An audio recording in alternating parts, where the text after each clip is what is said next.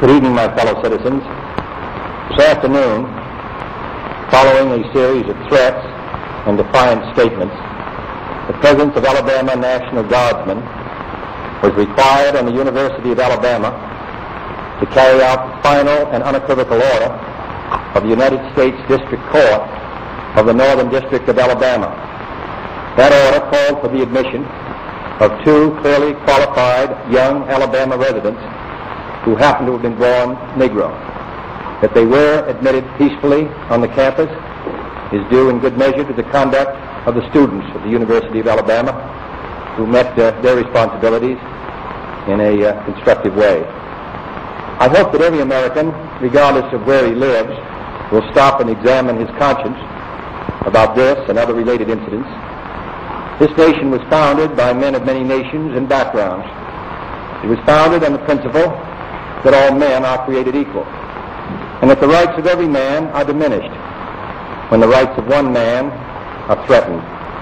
Today we are committed to a worldwide struggle to promote and protect the rights of all who wish to be free.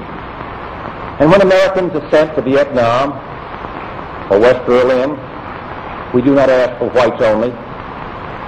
It ought to be possible, therefore, for American students of any color to attend any public institution they select without having to be backed up by troops.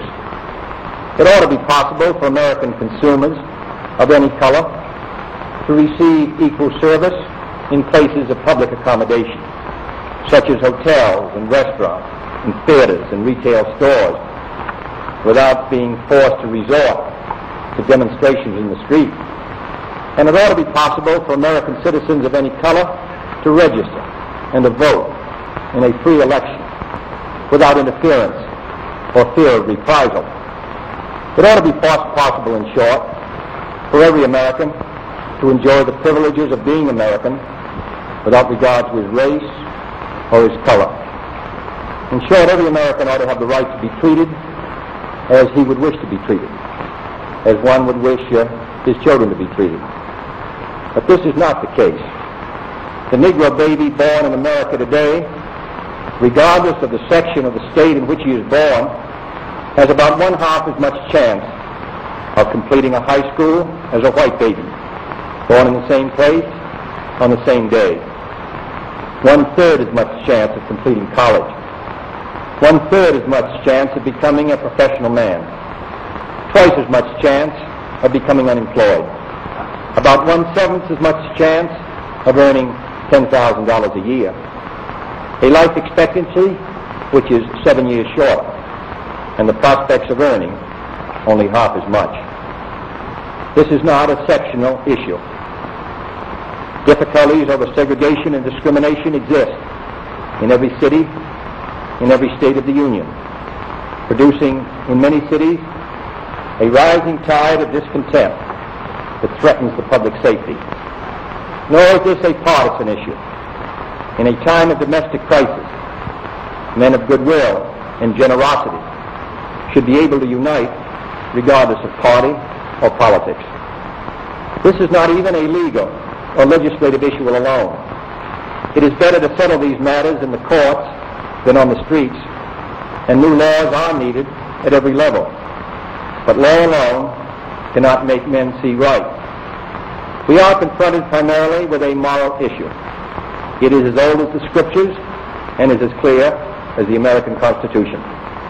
The heart of the question is whether all Americans are to be afforded equal rights and equal opportunities.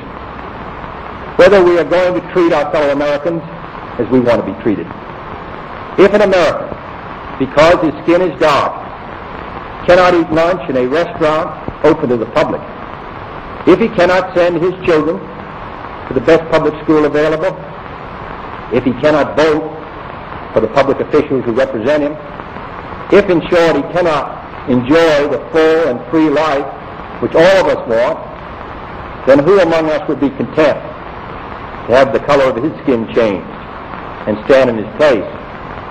Who among us would then be content with the counsels of patience and delay? 100 years of delay have passed since President Lincoln freed the slaves, yet their heirs, their grandsons, are not fully free. They are not yet freed from the bonds of injustice. They are not yet freed from social and economic oppression.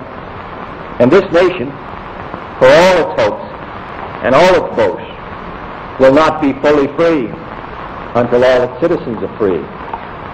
We preach freedom around the world, and we mean it. And we cherish our freedom here at home. But are we to say to the world, and much more importantly, to each other, that this is a land of the free, except for the Negroes? That we have no second-class citizens, except Negroes?